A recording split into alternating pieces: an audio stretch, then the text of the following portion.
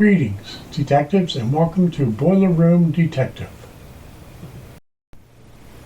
Today's case is the case of the defective gas valve. When we arrived, the burner was in flame failure. After resetting the flame safeguard, the burner entered the pre-purge phase, which is used to purge the combustion chamber and boiler of any leftover fuel that could ignite. The phase will last from 30 seconds to 2 minutes, or long enough to get 4 complete air changes inside the boiler. In this case, the pre-purge time was 60 seconds. After the pre-purge, the pilot started. When the pilot flame was verified, I heard the solenoid opening in the main gas valve. Then the burner went into flame failure. I installed a gas pressure gauge downstream of the electric gas valve and pressed the reset button. During the pre-purge, I placed the leads from my electric meter onto the terminal screws of the gas valve. 24 volts were verified on the gas valve and no pressure was registered on the downstream gas pressure gauge. This led me to 2 probable causes. Either there was no gas to the inlet of the gas valve or the gas valve was defective.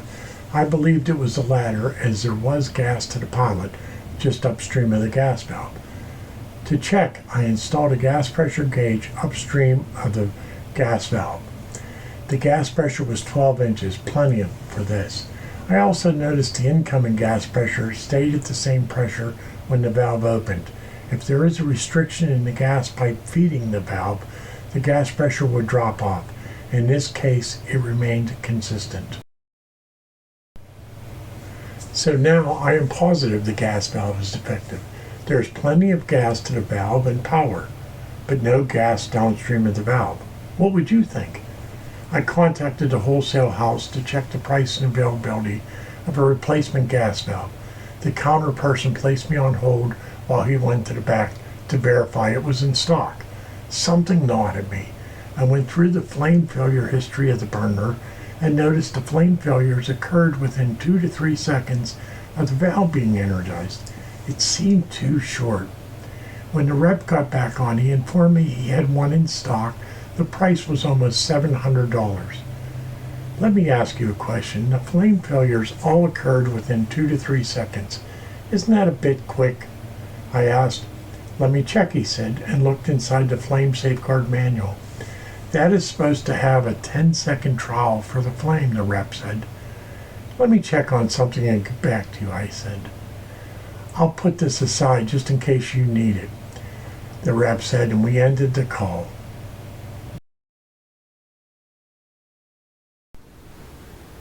Once again, I pressed the reset button and this time watched the flame signal.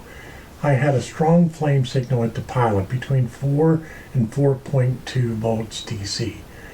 It should be between 1.5 and 5. When I heard the valve open, the flame signal dropped below 1.5 volts DC and the burner went into flame failure. Suddenly an idea came to mind.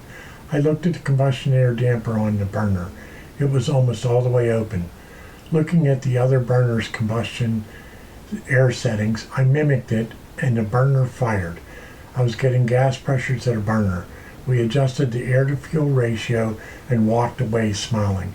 I have a saying that just when you think you know all there is to know in this industry, it has a way of smacking you upside the head and saying, bet you never saw this before.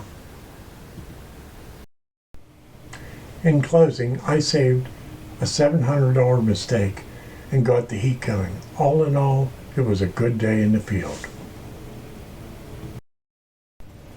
If you would like to contact me, I have my contact information below.